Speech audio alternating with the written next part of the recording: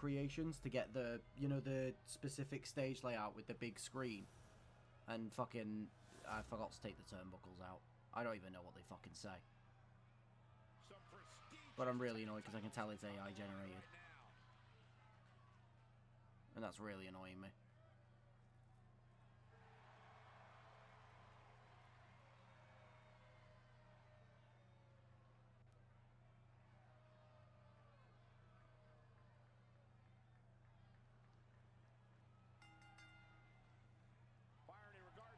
And here we go. For the tag titles on the line, will it be new champions tonight in the fan-dubbed Brothers of Crisis, or will it be the Blood Devils retaining once again? Of course, still been on a very you know, up and down run of form lately.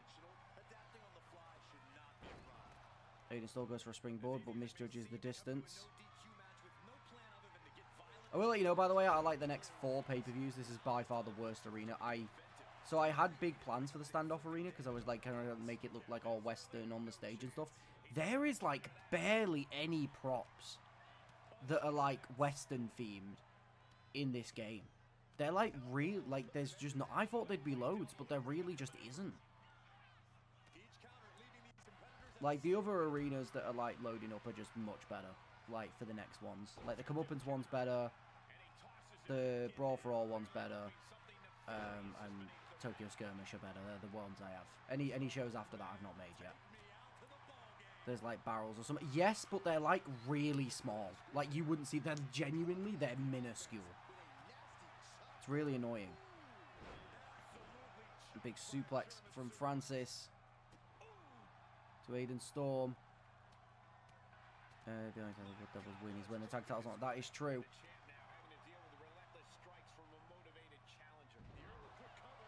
Oh, MD Silver going for the pin on Aiden Storm early. 1. Kick out at 1. Aiden Storm took a lot of damage there from, like, not many moves. I don't even recall seeing, like, a finisher or anything get hit there, so... Don't know why he was so low. Unless I just wasn't paying attention properly because I was reading chat, but... Oh, Aiden Storm spinning on it. He's doing tricks. And Aiden Storm coming to help his tag partner. Again, that kind of communication, spine buster. It's that kind of communication that we've not actually seen successfully a lot from the Blood Devils lately. Nice to see them actually working together. Aiden Storm stalking MD Silver. It's a future shock DDT. As he goes for the pin. 1, 2, and a kick out at 2. But then a pinfall from... And it's a kick out from Francis. And a spear to Aiden Storm out of absolutely nothing. Oh, and he's... Oh, well, he couldn't hit that over Aiden Storm. That was also a very weird zoom in. And MD Silver planting with a driver onto Gavin Storm into the pin. 1. And a kick out at 1. Is the match rating system broke? How is this already 3.5 stars? No, like, barely anything has happened. Am I going mental, or is like nothing really happened yet? And a kendo stick brought into the ring, being utilised onto Gavin Storm. It's Francis Sharp and MD Silver. Of course, this would be Francis's first title on Clash. Second title overall after the International Championship he got on strike. And then Gavin goes on for the pin. But it's a kick out before 1 from Francis. And of course, this would be MD Silver's first title ever. Of course, it's not his first ever title shot. Of course, when he was teamed up with Ryan Ross in Severance, he did have a tag title shot there. So this is technically his second opportunity at the tag titles. But honestly, at this point, it's pretty safe to say this is a completely different MD Silver, to the point where it might not even count as a second one, because that first one was not him. Gavin going for the pin now. Aiden Storm trying to help his tag partner, trying to stop Francis Sharp from getting involved. But MD kicks out anyways. And Francis with the world's strongest slam to Aiden Storm into the pin. And it's broken up immediately by Gavin. And a face plant from MD Silver. to Gavin Storm. Oh, okay. I understand what the turnbuckle thing is now. It's because... Oh, and a roll-up here. A double roll-up, too. But then the ref goes in for the other, but it's not counted because both of them went for a roll-up at the same time. I mean, that would have been called if it was a finish, but it was... I don't think... Something tells me we're not even close to the finish of this match yet. He needs to face into a suplex.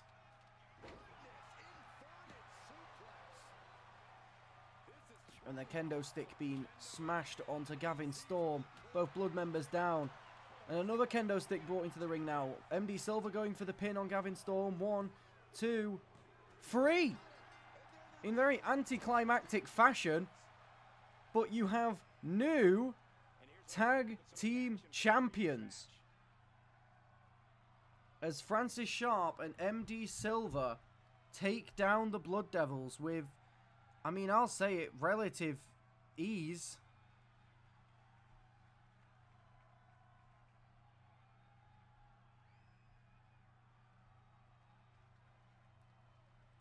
But the Brothers in Crisis, a team that weren't even a team 2 weeks ago. To be fair, with the ending, I will say, MD did hit a finisher, I believe, on Gavin. He just didn't go for the pin immediately and decided to just whack a bunch of kendo sticks on him before going for the pin, which I think made it look a bit weird. Like, I think if... Because look there, that's the finisher that he hit. If he just went for the pin there and then won it there, it's like... It's still a short match, but it's like... It makes sense. It's the fact that then he went for like a bunch of kendo sticks afterwards. Also, what do you mean MD carrying Francis? Francis did well in that match, brother. Shut up. Francis did more special moves than fucking MD did. There you go. They celebrate lifting the tag team championships. I'm making sure I get an actual image.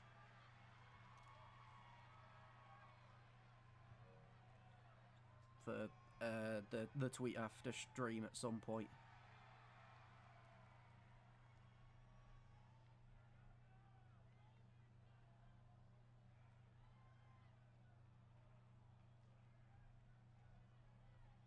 And there we go. Ronan Wolf, Akumi Shimazaki.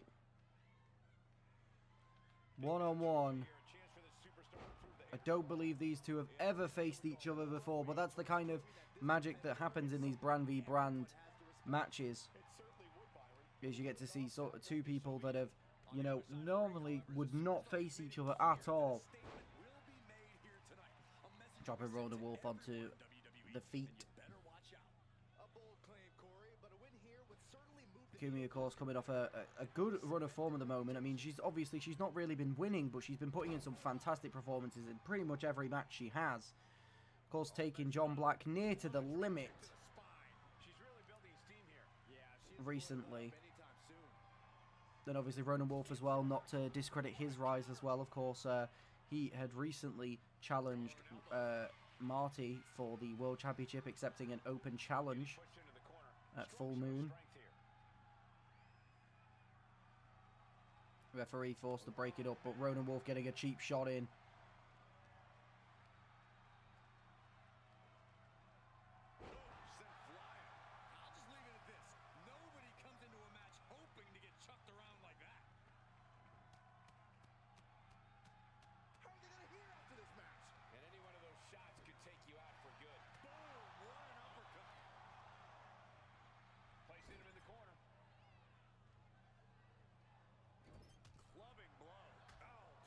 Targeted Ronan Wolf in the corner now.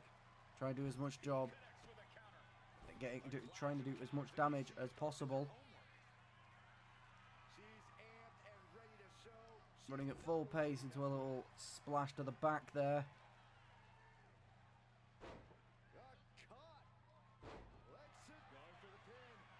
And taking down Ronan Wolf, going down for the pin now. 1. And a kick out at 1. God, I really wish I got rid of that ugly ass fucking AI image on the fucking corner. Because the only reason I downloaded the custom thing was because of the big Titantron, you know, like with the Western image in the background. Just because like I couldn't be arsed uploading one. So I downloaded one just for the image. I changed like the rest of the arena. I just completely fucking forgot to get rid of the fucking turnbuckles. The turnbuckles always get me, man. I always forget the turnbuckles.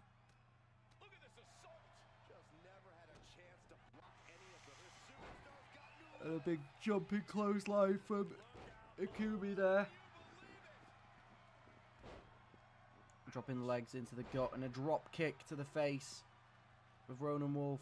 Ronan Wolf though rolling up and a spear. 1, 2 and a kick out at 2 from Ikumi Shimazaki.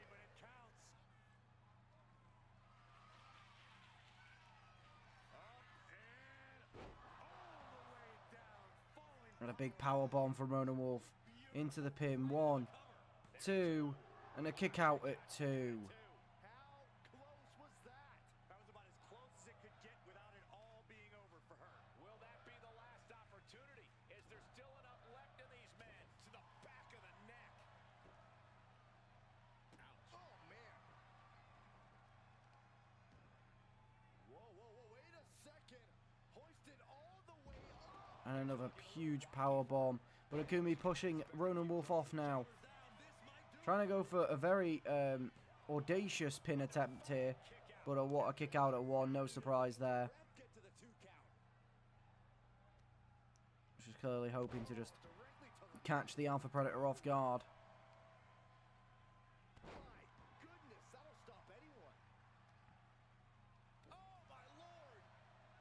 Dropping the knees into the back.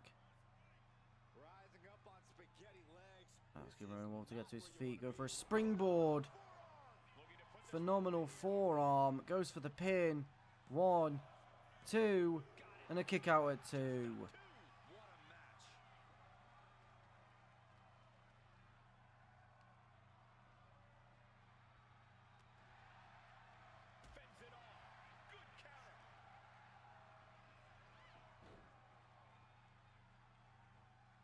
And Ronan Wolf now targeting the arm. The very same arm that Ikumi just hit the move of the springboard on with.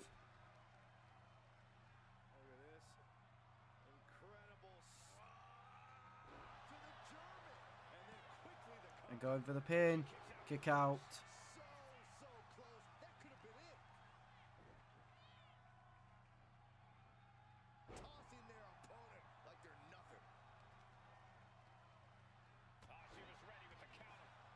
And Ikumi getting the reversal now. Should be looking to take advantage here. If the referee got out of the way, I could maybe see what's going on.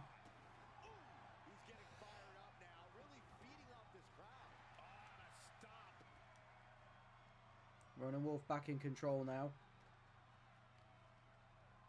Throwing Ikumi into the ring. Goes for a suplex, but Ikumi catches him with an elbow. And now dodging. And goes for a DDT, but a reversal from Ronan Wolf.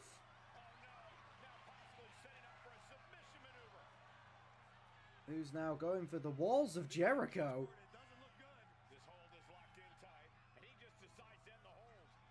And it seems like he just kind of gave up on that one. Ikumi pushing Ronan Wolf off. I've never seen Ronan Wolf go for the fucking the walls of Jericho before.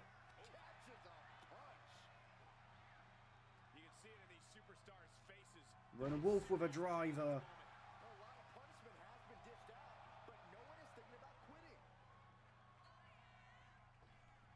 What the fuck is Ronan Wolf doing? He just nearly broke the ropes.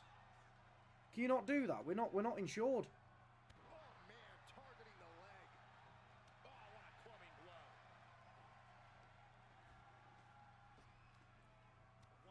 And a big headbutt into the pin. Could this all be over here now? 1, 2, and a kick out at 2 from Ikumi. She's still got fight left in her.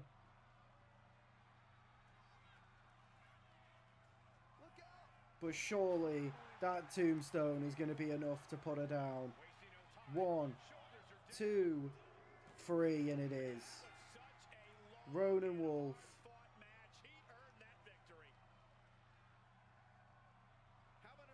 has defeated Ikumi Shimazaki And that now puts Clash 2-0 up in standoff. And of course, whichever brand has the most wins at the end of the night gets the honour of hand-picking the number 30 entrant in the Royal Rumble. Well, not the Royal Rumble, the Brawl for All. You know, because Royal Rumble trademarked. Can't use that. In a number... it might not even be number 30. The last entrant in the Brawl for All. That's what we're saying. There we go.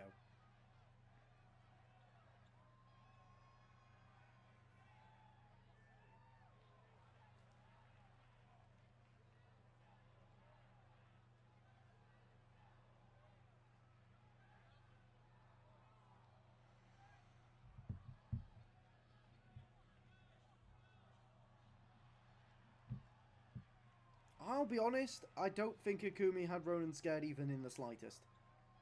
Ronan was in control for like 99% of that match. There wasn't really, like, she hit one phenomenal forearm and that was it. Like, outside of that, she didn't do jack shit. Ronan dominated this match, unfortunately, you know. I was hoping for a closer match, but like, yeah, no, it was all Ronan Wolf, really.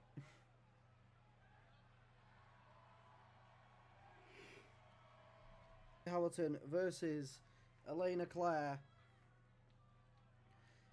You know, I mean, it would be almost expected for Elena Claire to put on another match of the night contender here, as she's been doing consistently, and immediately starting with an incredible move there. As we start off with some chain wrestling, the first one of the show. Slightly surprised the last one didn't have any in it. Also, this arena is shit. I'm the more I'm looking at it, the more I realise that I'm pissed off about it. I mean, I was really tired when I made it, but like, it's still no excuse. I should have gone back. I should have double checked it. I think in my head it was way better than it actually was, because I just remember the big Titantron, and I just didn't pay attention to how bad the rest of the arena is. I promise all of the arenas after this one are miles better.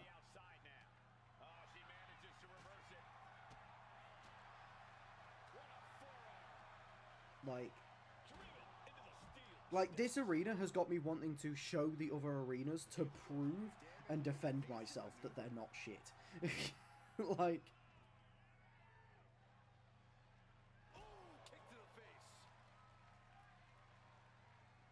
that's where my head's at right now.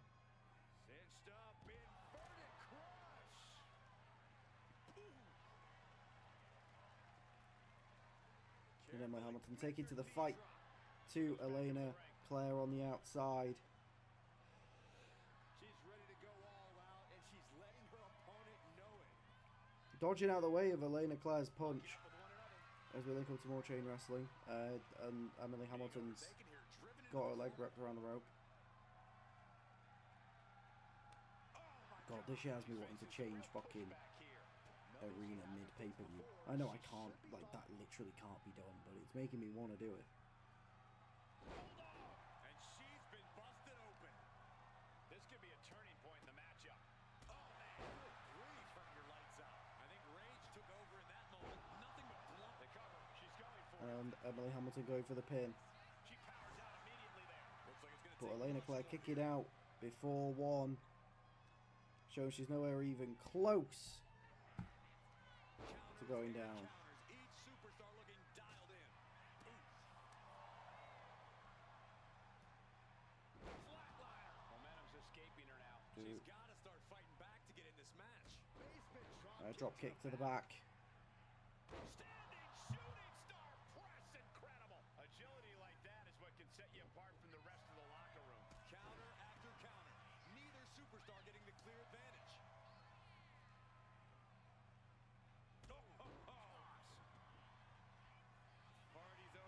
And a roll up from Elena Claire now, trying to take advantage.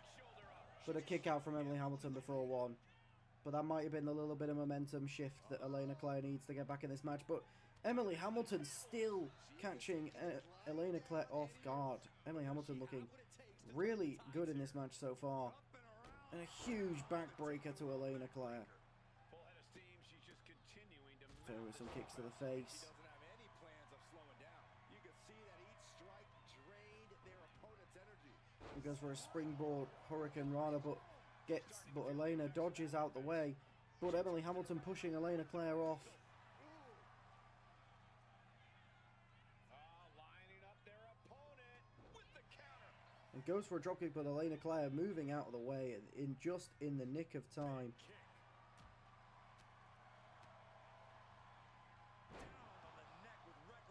Lovely suplex there from Elena Claire. She had that scouted. And enziguri from Emily Hamilton, who goes for a springboard moonsault but drastically misjudges the distance. I think sometimes she forgets how short she is. And a roll up from Elena Claire once again. And a kick out before one. Taking a moment to get pumped off of this crowd's incredible energy. Look out! Tiger suplex. This is a unique way to help your opponent. Elena Claire lifts Emily Hamilton up. Goes for the spinning back fist, but Emily Hamilton blocking it and then returning with an enziguri to the face of Elena Claire. Moving Elena Claire away from the ropes, but she starts to stumble up. Oh god, I'm slipping off my chair. I'm gonna have to bring that down to prevent that from happening. Ugh. A lovely bulldog from the springboard there from Emily Hamilton. Elena Claire rolling out the way. And a code breaker from Elena Claire. And lifting Emily Hamilton up now. But Emily Hamilton ducking under the chop. Elena Claire returning to the ropes. And a big drop kick to take Emily Hamilton down. And gets her up into a tombstone. 1, 2, and a kick out at the last possible second from Emily Hamilton. Also, MD, by the way, does every single one of your calls have a tombstone variant? Bro's got an all reliable. Bro's got one move that he loves and he does not move away from it.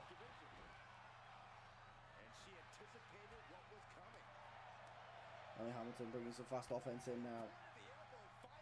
Elena Claire. I don't think Andre does. But the fact that every other core of yours has a tombstone is a bit crazy. Going for the pin. Elena covered in blood, by the way. 1, 2, and a kick out at 2 from Elena Claire. Trust a man who's mastered one move, then one who hasn't mastered multiple. Or the mat covered in blood here tonight from these two. And a submission from Emily Hamilton locked in on Elena Claire. Will Elena Claire tap out? She doesn't. She kicks her way out of it. Get out of it. The noise surging through this arena is ridiculous. It's the echoes of the universe witnessing a war. And she reversed it. Kick gets caught. Or something like that. I can't remember the same. Oh, it'll be something like, you know, trust a man who's a jack of all trades. Never trust a man who jacks off all trades. Something like that. Elena Claire lifts Emily Hamilton up into a spinning back fist into the pin. Could it all be over here? 1, 2, 3. A bloodied Elena Claire picks up the win in a brutal one-on-one clash between the two of them. And Elena Claire picking up the first point for Strike.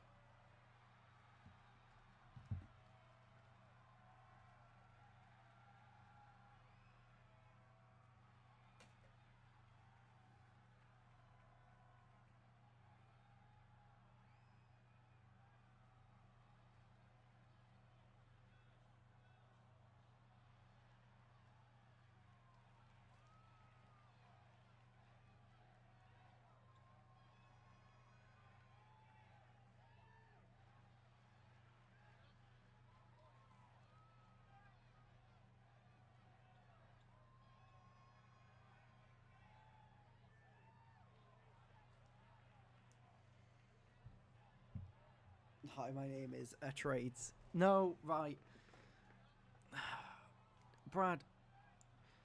I'm going to report Brad to HR, I think, actually. Do we have a HR? We need a HR. Something's got to be going on here. She's a prodigy. Yeah, Elena Claire's honestly, like, on an actual bit of a mega rise. Like, she's been having crazy matches. Fucking hell, the mat is covered. I've never seen the mat, like, that bloodied. I think that's the most bloodied the mat has ever been in MCW, by the way. It wasn't even in an ODQ match. It was just Elena Claire versus Emily Hamilton. Appreciate it. Yeah, I don't know what you expected. Like, brother, you literally... like, that's your first message is, hi, wanna give me followers. Yeah, alright, go fuck yourself, lad. How about that one?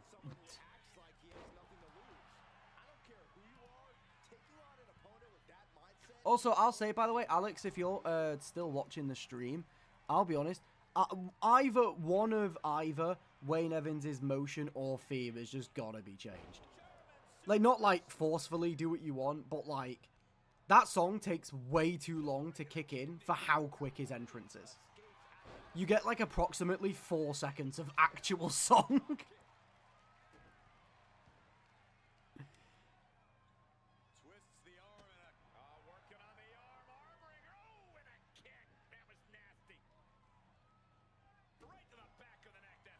Like, listen, also, I'm all for new people joining the stream, but, like, you know, you're coming in here just fucking asking for followers and not even really engaging. Like, yeah, no.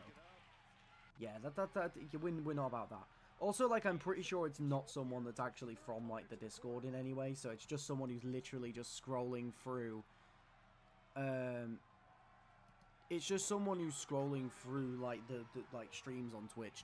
Like, I guarantee he's immediately gone fucking, what's it called, just, like, got into another stream to beg for followers. Don't know what the fuck Wayne Evans was doing there, by the way. That was insane strategy. Despise his motion as well. I've been meaning to change it. Yeah, something's got to be changed with him. Because it just, the entrance is just, it's just, like... And I don't even mean this in a harsh way. It's one of the worst here. Just because the motion is so miles, like, different to the theme. Like, not even just in terms of vibe, but, like, the timing is just so off. Like, it might as well, like, the actual song might as well just be silence. Like, at that point. Can't wait for the winning brand members to receive a hot dog and a handshake. No, they might get a pin badge as well. You know, custom pin badges. The budget's gone up a little bit lately. As you can tell, we paid for a smaller arena, so that's you know, I mean, we had to downsize the arena so we could, you know, give the pin badges. 1, 2, and a kick out at 2 from Wayne Evans. But yeah, Alex, if you end up actually finding a motion that you do want to change it to, just, like, DM it to me. Unless it's, like, a big custom one with, like, loads of timings and loads of different motions in it. Then, obviously, I'd just probably have to get you to re-upload it. But, like, if it's, like, just one where, if you're like me, where you're just, like, using the one base template of a motion, you can just tell me what it is and I'll just change it in-game. It's a lot easier than thingying.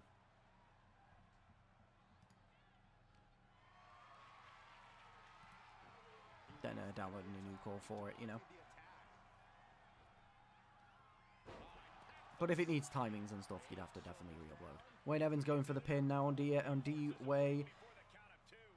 And of course as well, if Wayne Evans picks up the win here, this is an opportunity for Strike to be able to equal up the tally at 2-2. Oh, and a lovely leg lariat there from Wayne Evans. Wildly athletic.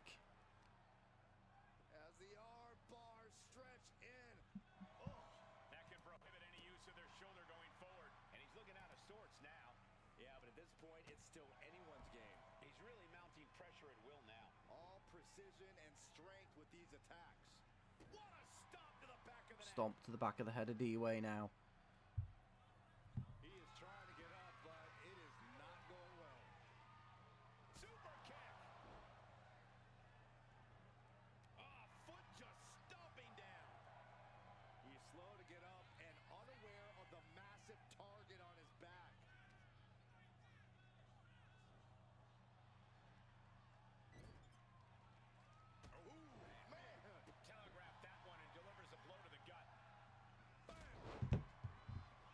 You can tell I have no life. I just managed to type out like a fucking like 15-word text without even looking at my phone screen.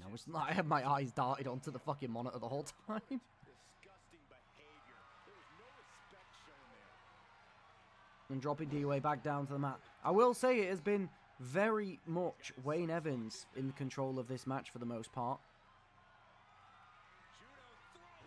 Oh, and a lovely move. I don't know what it is, but it was some sort of DDT of some kind. 1, 2, 3. Wayne Evans making light work of D-Way. That's surprising. And here's another glance at these superstars in action. Holy shit. I'm pretty sure D-Way has resiliency as well. He just did not use it.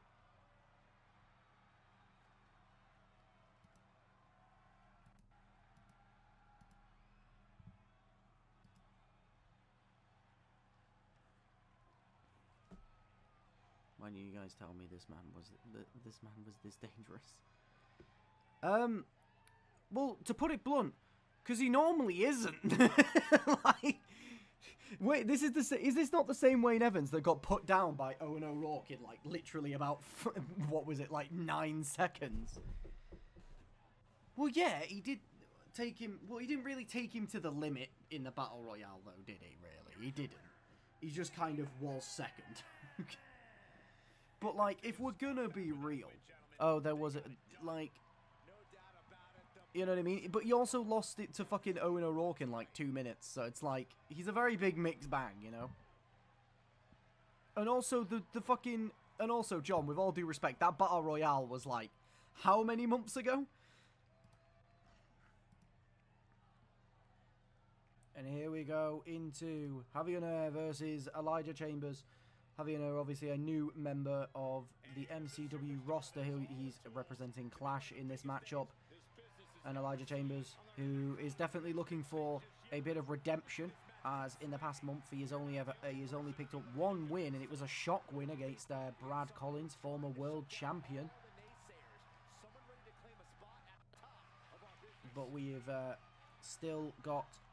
You know, who, notably Brad Collins is one of those stars that just is not on the card tonight. There's quite a few notable stars that are not on the card tonight. People like, obviously the 2 main notable ones are Brad Collins and Marty, are both not on the show tonight. As well as, you've got people like the likes of Olivia Black, who's on a pretty solid run, is not on the card as well. I mean, in terms of big stars, those are kind of the only really like big main emissions.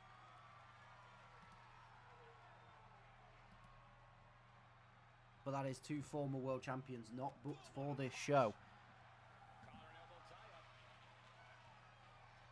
As we now hook into some midnight chain wrestling.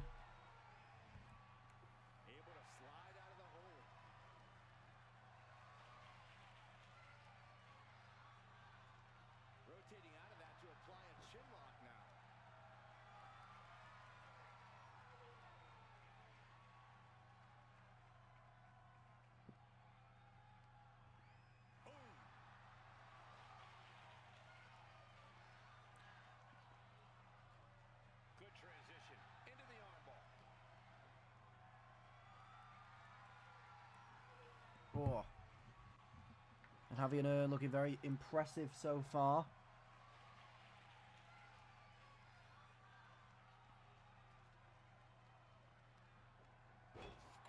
Pretty much being able to hold control over Elijah Chambers so far the entire match at the moment. Taking Elijah Chambers over to the ropes and dropping him throat first onto the ropes. Going for an early pin here. 1. And a kick out at 1 from Elijah Chambers.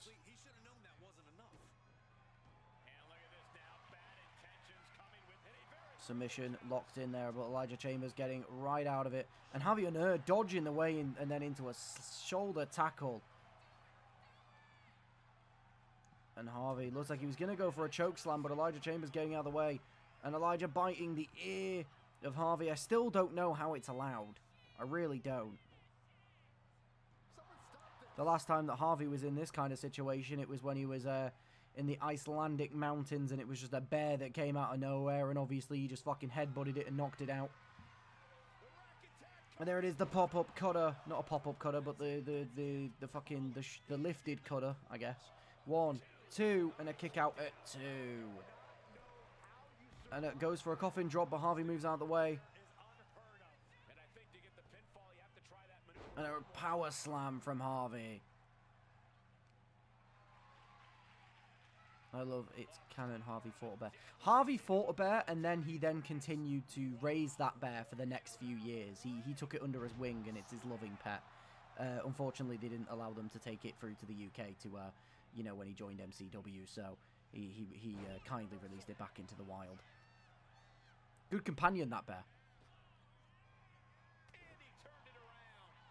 I mean, I heard rumors that he killed his own pet bear, and that's what he wears to the ring. But you know, here nonetheless.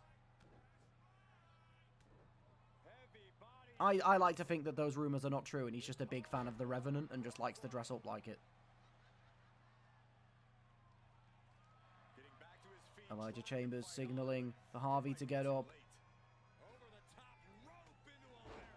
And a slingshot lariat. 1, 2, and a kick out at 2 from Harvey. Oh, sorry for the bourbon. A big kick there from Harvey to get back to his feet. Catching Elijah Chambers off guard massively there. Throwing Elijah against the ropes. Into a one-handed spine buster. But Elijah gets up, but a spear from Harvey. Maybe Elijah should have stayed on the ground longer. 1, 2, and a kick out at 2.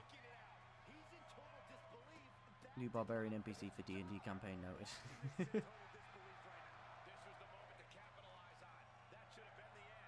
What, Harvey or the bear? Because I'll be honest, the talking bear that like has just been that was like beaten in a fight, raised by a guy, and then just like abandoned by the guy is kind of a cold ass NPC. I'll say it. And a big splash from Harvey onto Elijah Chambers.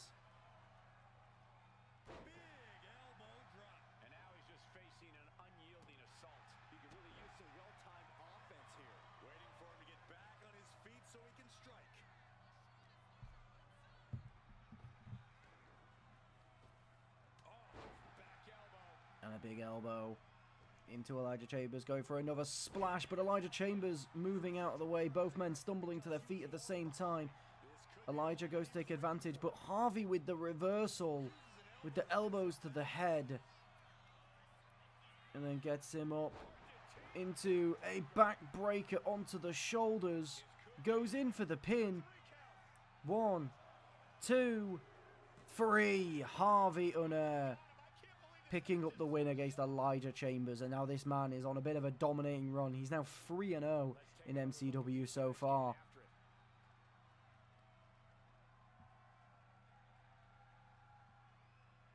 As Clash takes the lead once again.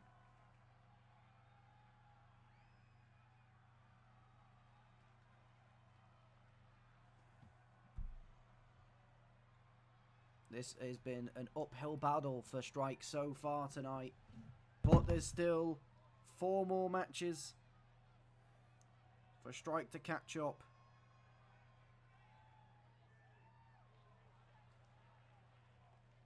Why do I have a... Okay. Harvey took the biting personally. He did. It reminded him of the bear, and he got emotional.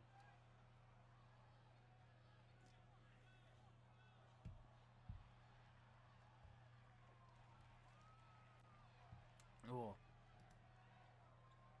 See, there's been pretty solid matches so far. There's not really been anything that's blown me away yet.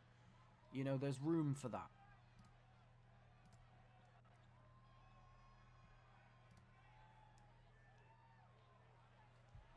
Who the fuck is emailing me at 10 PM? Spotify. Cheers. Appreciate that. Yeah, because I really needed to know Spotify that an artist I listen to is touring in the middle of Canada. Yeah, no, I'll be there, mate, yeah. Oh, what, it's in 3 days? Oh, count me in. Stupid.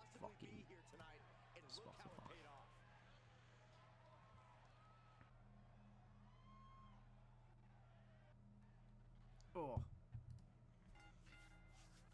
There we go. The Scottish? What the fuck is the Scottish to do with this? Huh? 1. And a kick out at 1 from DSM5. Because Mazaki did tweet out saying that she would love to pick up a win for her and, you know, her friend Kim. And for Vic, and take a victory home for Vixen before she has to take some time away. Yeah, they are. Well, but not both of them. Only Owen is Irish. Apathy is French. Yeah. Apathy is French. Because correct me if I'm wrong. Is it like Apathy Duro, something like that? Apathy, right? I'm just basing what it says on your Twitter account.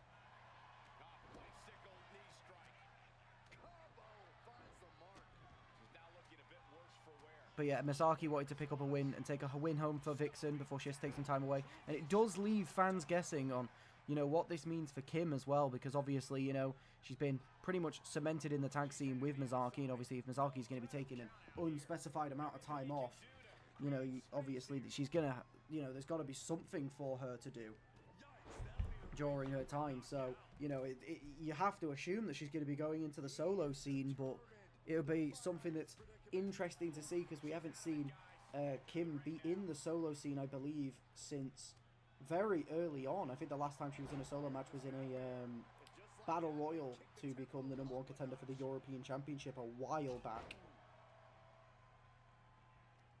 Masaki with a nice clothesline to Apathy. Apathy with the roll-up, though, on Masaki here.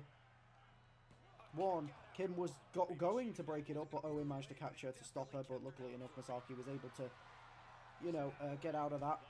And a lovely little corner kick there from Owen as he goes for a coffin drop, but Kim and G moves out of the way, and Apathy wasting no time taking weaponry to the opponents, hitting Masaki with a sledgehammer. Clearly no love lost for a woman about to go on leave. And Kim and G now going for the pin. 1, kick out at 1 from Owen. Oh, real quick, Cassidy, I'm going to send you a quick DM over. It's something it's completely unrelated to what I've already been DMing you about.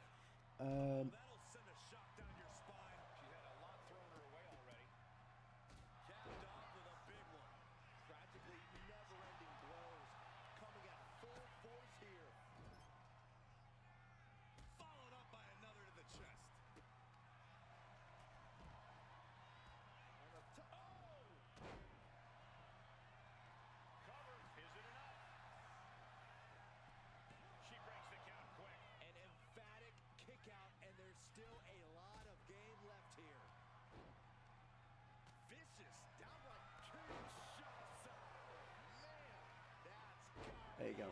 Masaki going for the pin on Owen now, 2, and a kick out at 2.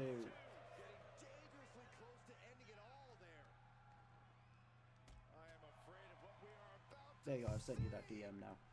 You don't need to respond to it right now, I'm just letting you know so you can at least see it. It's more because I will forget to check it.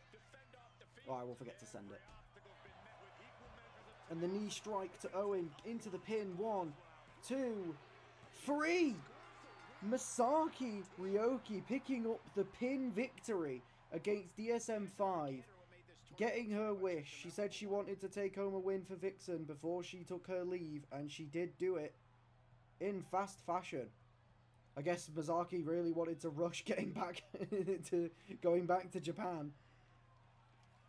But who knows the next time we will see Ryoki now. You know, there's ample time. Yeah, that match was unfortunately very short. I was very hyped for it as well, because it's like 2 top teams that have genuinely never faced each other. Like, I would have actually, like, I was really hyped for it. And yeah, just not much happened. It's actually, like, really unfortunate.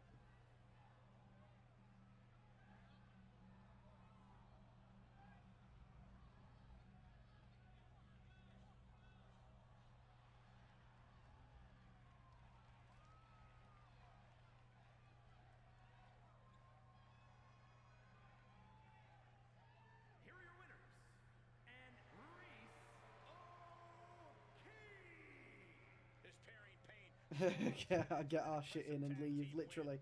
I was barely in my seat for Masaki moving like LA Knight in the Rumble.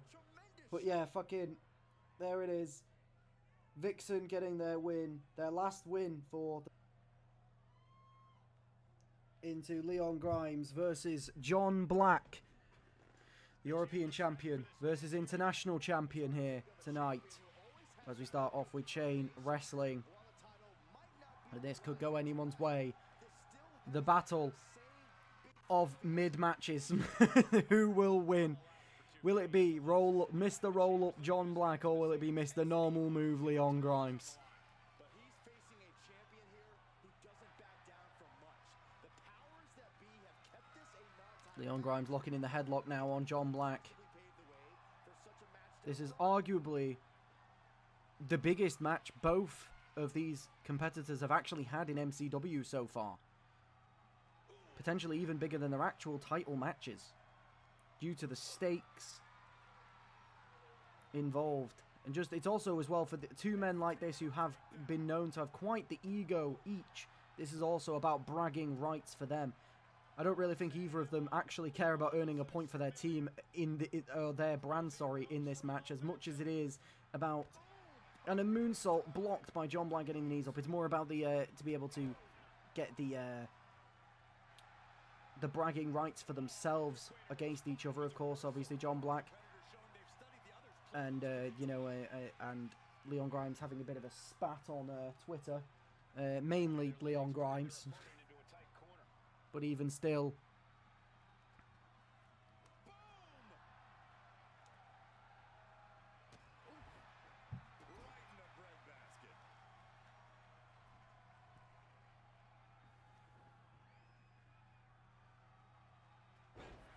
A lovely move there from John Black.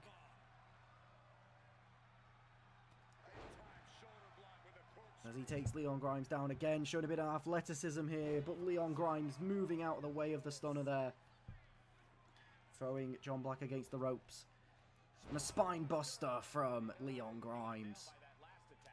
Well, this is what he's trained for, to be able to put up with this kind of damage.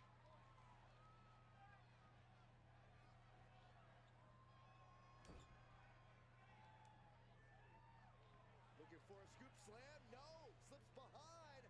And John Black dropping Leon Grimes down to the mat now. Gets up, goes for a coffin drop, but Leon Grimes moving out the way.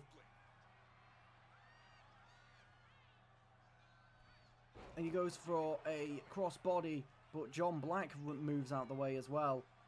Both of these men just being able to seemingly predict each other's moves here. But a side slam from John Black onto Leon Grimes. And Leon Grimes with the roll-up, trying to beat John with his own move. One. No, kick out before one, actually.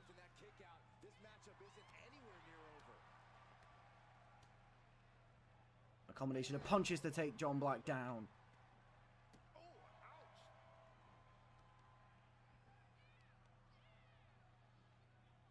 Working the leg with that. And then snapping the leg of John Black backwards. But John getting a leg up here. Oh, look at this. A swinging neck breaker Picture perfect. from John to Leon Grimes. Trying to escape John Black's grip, but gets the kick in to get out of whatever it was John Black was going for there. And an elbow to the face from Leon Grimes, throwing John Black into the corner. Goes to lift him up to slam into the ground, but John Black wriggling out the way and dropping him down to the mat. Hoisted up and even higher. And another side slam from John Black. As he goes for another coffin drop. But this time, Leon Grimes didn't even seem to move out the way. It was just misjudged distance by John Black. And a sling blade from Leon Grimes into the pin. 1, 2, and a kick out at 2 from John Black. As he picks John Black up. And the twist of fate now into the pin once more. 1, 2, 3. Leon Grimes has beaten John Black in quick fashion. Now's a good time to look at some of the highlights from that last matchup. There's no way that that first one was resiliency.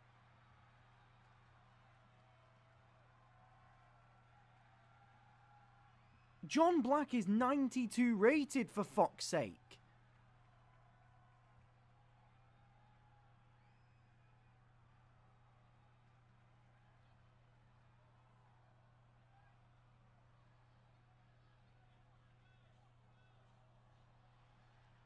Okay.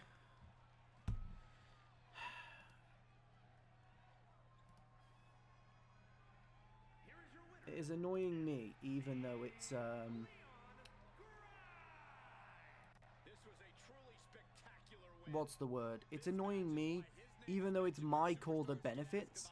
It's annoying me.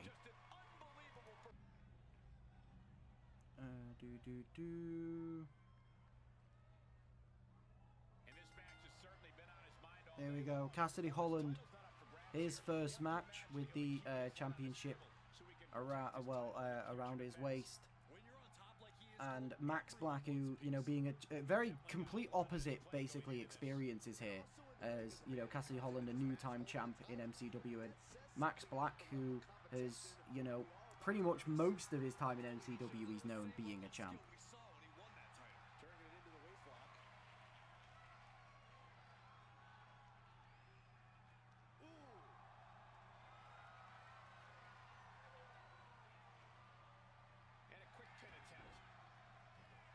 Goes for the roll-up now. And a return roll-up from Cassidy Holland here.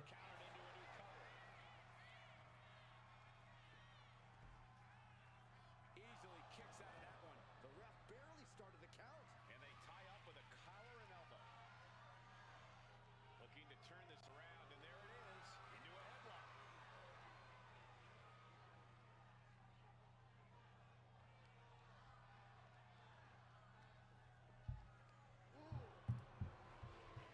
All right. Steps around and locks it in.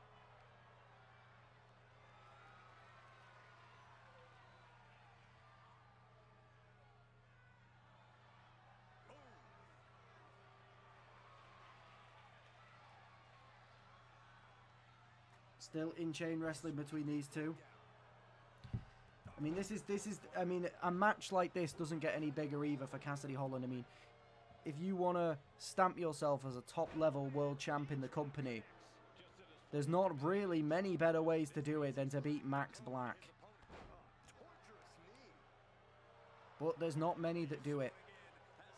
There are only 2 men that have ever beaten Max Black. And that is Marty and Brad Collins. Now Cassidy Holland going for the pin on Max, but a kick out at 1. Cassidy Holland moving out of the way.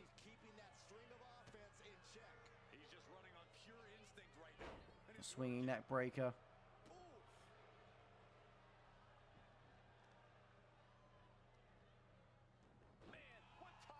And spinning the leg now, taking him down to the mat.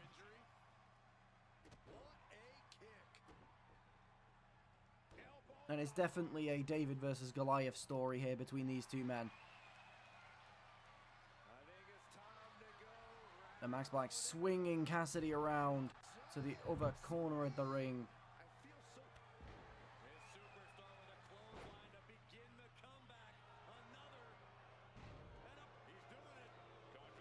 And now Cassidy going for the pin. 1, 2, and a kick out at 2.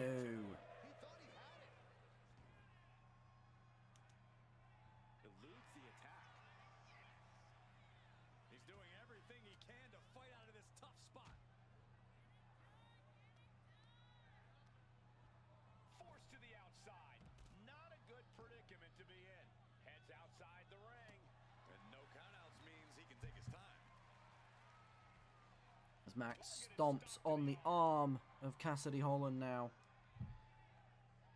And taunting him, letting him know the levels that Cassidy has entered into here.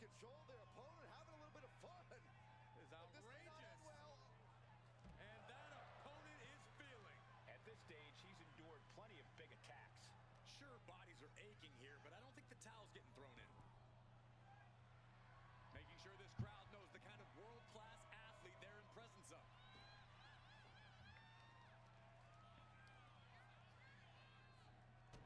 Well-placed kick to the gut. Now some kicks to the chest and a big clothesline to take Cassidy Holland down. And a pop-up power bomb into a pin from Max Black. 1, 2, And a kick out at 2.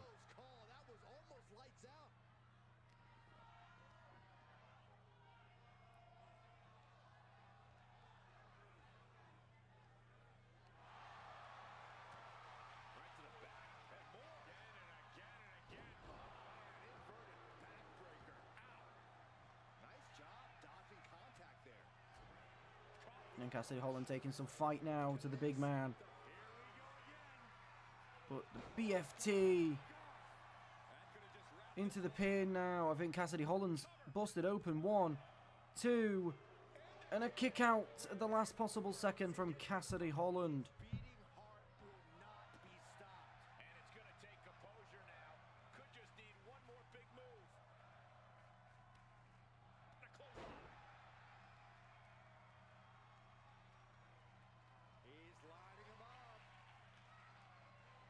And Max waiting for Cassidy to get back to his feet properly.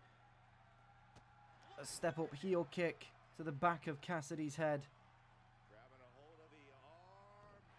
And now targeting the arm.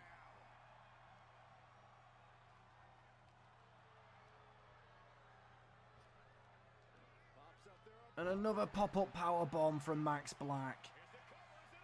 And now he's using the ropes here. 1, 2, 3. Max Black has defeated Cassidy Holland, but he used the ropes to do it. We have never ever seen, I don't think, correct me if I'm wrong, but I don't think we have ever seen Max Black have to resort to a form of cheating to pick up a win. And the reason it's so controversial is because I'm not even sure if he needed to. He had control for most of that match. But maybe he just saw the unpredictability that Cassidy Holland has, you know, in, like, say, for, you know, in the matches against Marty. Maybe he did his homework and saw that all that Cassidy Holland needs is that one moment to hit that RKO and completely change the match. And maybe Max Black just didn't want to take the chance. Maybe Max Black just didn't want to lose in the humiliation that is a champion versus champion match. He wasn't in any stress, but I guess he only cares about the win. It's been his life. Yeah, that is true. Like, that's what I'm saying. I think he's trying to be smart and avoid the unpredictability that is Cassidy Holland. Because he is very unpredictable. You know, it's probably the expected winner. As, you know, and Cassidy Holland has not been able to add himself in the list of people that are able to beat Max Black.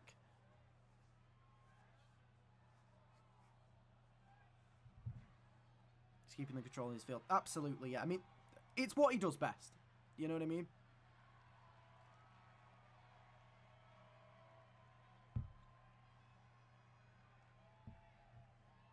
It is what he does best.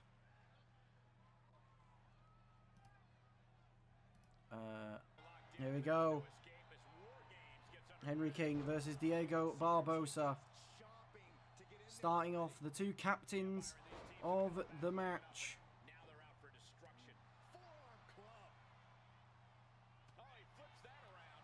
Starting off. And Henry King throwing the other people.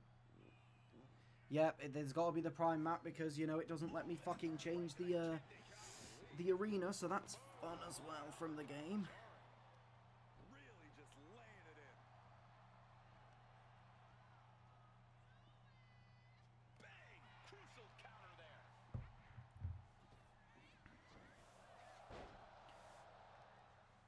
there. Yeah, first match together, feuding across brands and leading their teams into the War Games match. Okay, so luckily, if it helps, I think the surprise entrant is still a surprise, I think. If anyone has noticed it, please don't actually put it in the chat, like, at all. If you do know, don't say anything, please.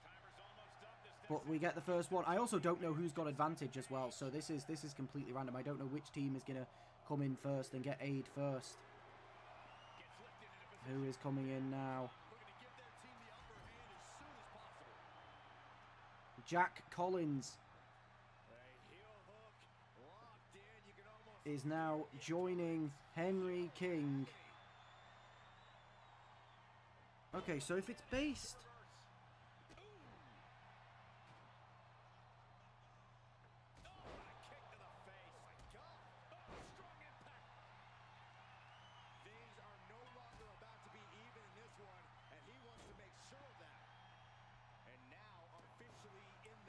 It is now a 2v1. If it is based off of what the graphics showed just before I press start, I actually do think the surprise entrant is going to come in last for Clash. So that kind of works. It's not the end of the world, I suppose. You know, I thought it would be a lot more obvious. I guess they didn't. I thought they'd like zoom in and all that, or you'd be able to see it from the ring, but you can't. So I guess it's not the end of the world. Diego struggling. Of course, remember as well with War Games matches, the match doesn't even officially start until all 8 members are... And Henry King has just accidentally hit Jack Collins in the stomach with a sledgehammer. And a Pele kick from Diego Barbosa. Jumping neckbreaker onto the sledgehammer. But Diego's going to have backup now in 8 seconds.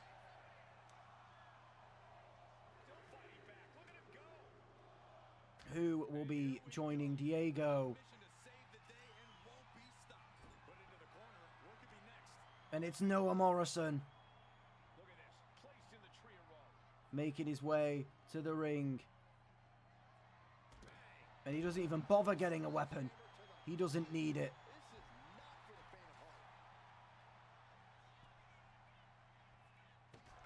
And immediately... And I think... And he actually, if you notice that little animation there, Noah Morrison dragged Henry King into the sledgehammer shot of Jack Collins. Very intelligent ring work from him there.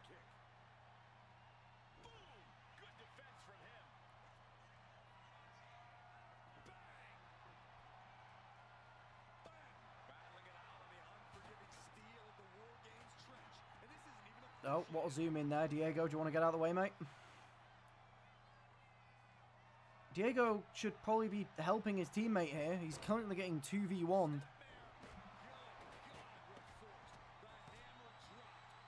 And a code breaker from Diego Barbosa to Henry King.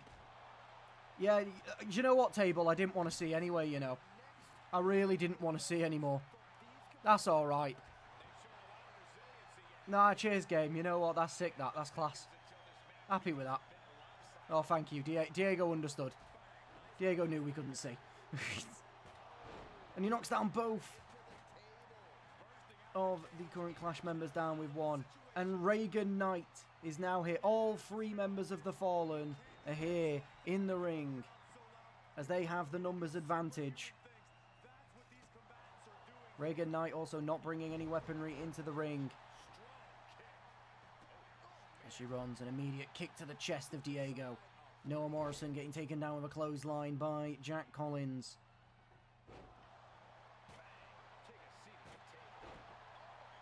And a big splash from Noah Morrison to Henry King. Oh, and then Diego gets a fucking sledgehammer absolutely just launched at his head. Games having a sensational performance. Games? Noah Morrison with a side slam. And then the face plant as well. Noah Morrison having a great showing so far.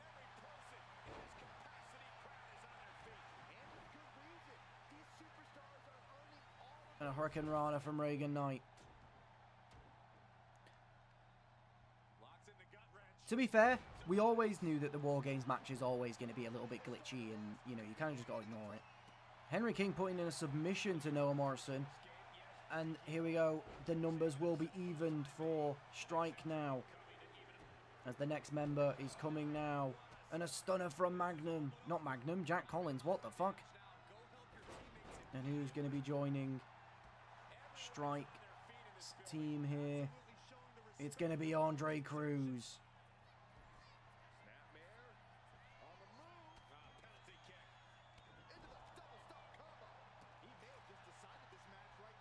He was immediately met into a code breaker to Jack Collins from Diego Barbosa. Diego Barbosa thrown into the corner. And a huge backwards Hurricane Rana from Andre Cruz to Reagan Knight.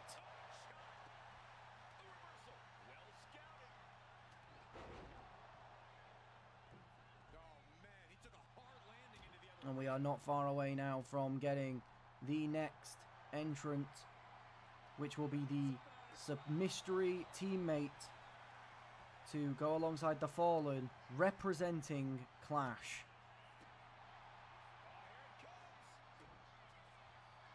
Andre Cruz fighting his way out of a powerbomb from Henry King, but he's met with a sledgehammer to the back.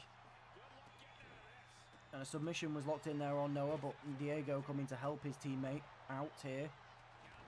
And here we are. The mystery teammate of Clash, will be revealed. Eat defeat to Diego Barbosa from Reagan Knight. And who is the mystery opponent representing Clash? It is Brad Collins, who is seemingly abandoned Strike completely to represent Clash. And he's not even done it one kendo stick. He's bringing in a bin as well. And he's getting another weapon. Brad is not done. Brad is bringing in a chair as well. Brad wanting as much violence in this match as possible. And he's immediately met with a Pele kick from Diego Barbosa. Clearly being seen as a traitor to the side of Strike. A Strike roster member representing Clash. And it's also a bit of a being reunited with Henry King, who were, for those who were here in the early weeks of MCW, will remember that the Fallen was originally just a duo tag team of Brad Collins and Henry King, before Brad Collins kind of ascended to new heights of becoming world champion and kind of leaving Henry King behind and leaving Henry King to, you know, reinvent the faction in his own image.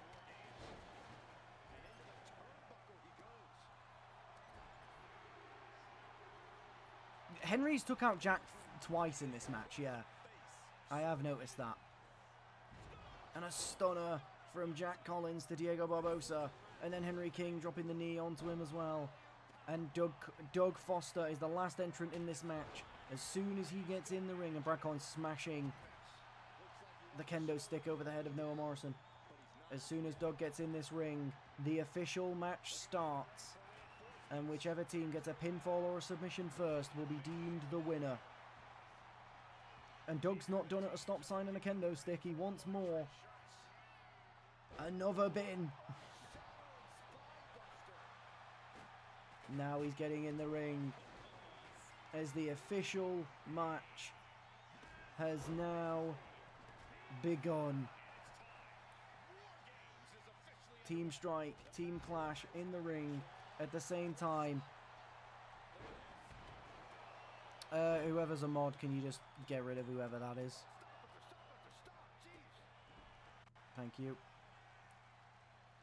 And Diego Barbosa laid out in the center ring, but Doug Foster preventing a pin from happening. And Noah Morrison with a side slam to Brad Collins. A roll up from Reagan Knight.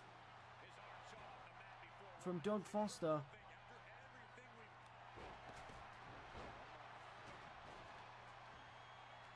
I don't know why no count happened. I'm so confused, but okay.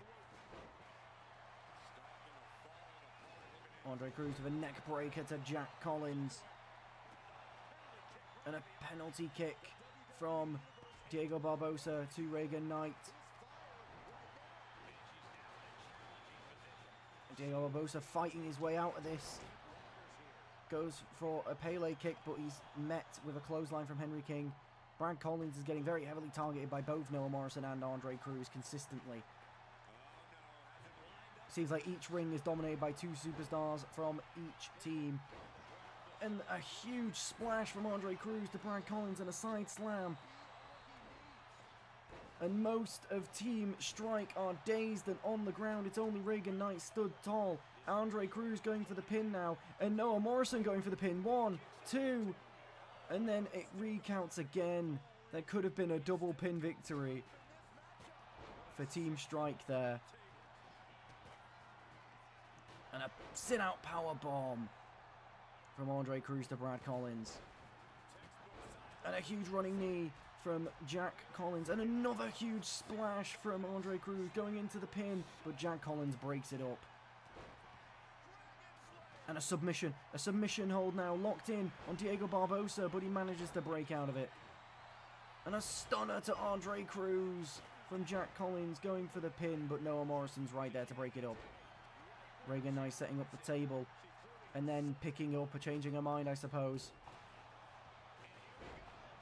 And a Pele kick to Henry King from Diego. And Diego crawling over to get the pin. 1, 2, and a kick out at 2 from Henry King. Diego doesn't want to just pin anyone, he wants to pin the captain. And a big springboard drop kick from Jack Collins to aid Henry King as they're both kind of tennising. And Reagan Knight going for the pin on Doug Foster there, but he kicks out.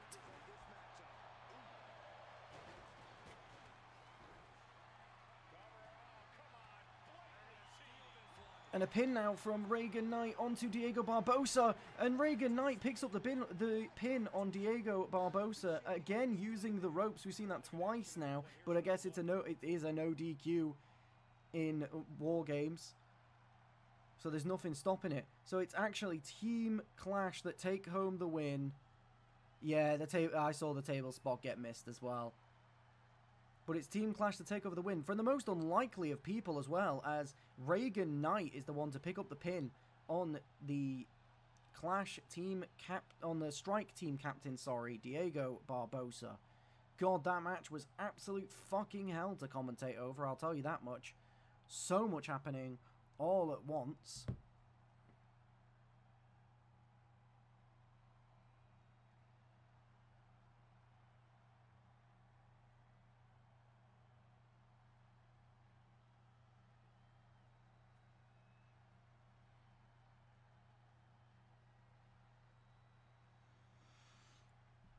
I was really hoping that would be better, but it just wasn't.